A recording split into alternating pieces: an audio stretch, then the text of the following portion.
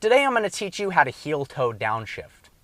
I suggest if you're new to driving a manual, watching our How to Drive a Manual tutorial by clicking this link. It gives you a little bit more of the basics, and then after that, watch our video on how to downshift and rev match.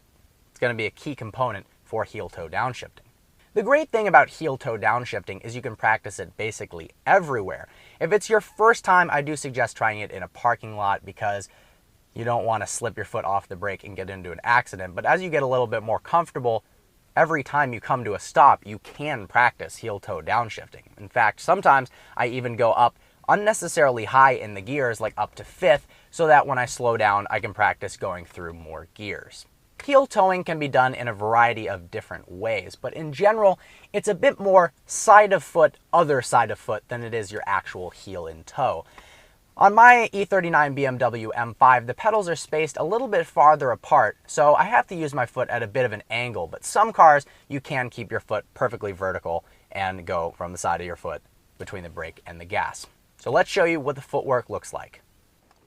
So to heel-toe downshift, place the left side of your foot, the meaty part of the ball of your foot on the brake.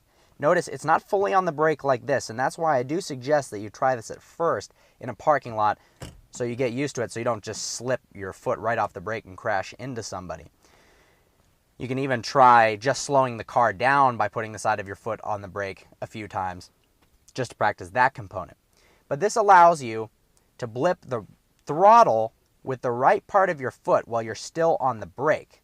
Like I said before, you also, in some cars, are able to keep your foot kind of vertical and roll back and forth like this.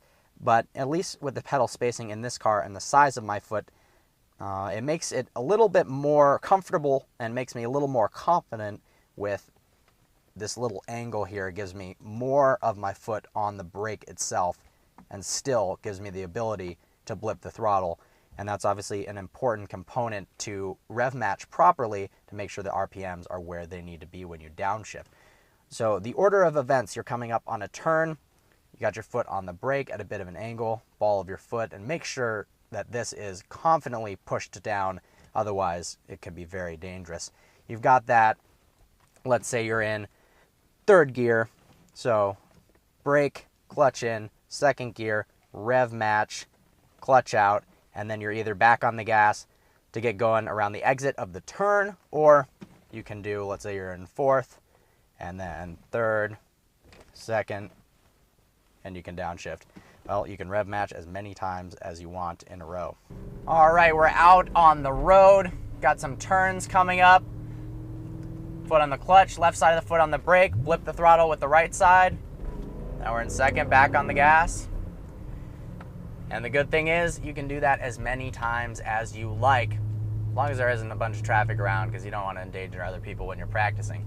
There you have it. Heel-toe downshifting is not all that difficult, and you can practice it almost all the time, so it'll become second nature pretty fast. Hope you found this video informative. Like always, please browse our channel and subscribe. Look forward to seeing you next video.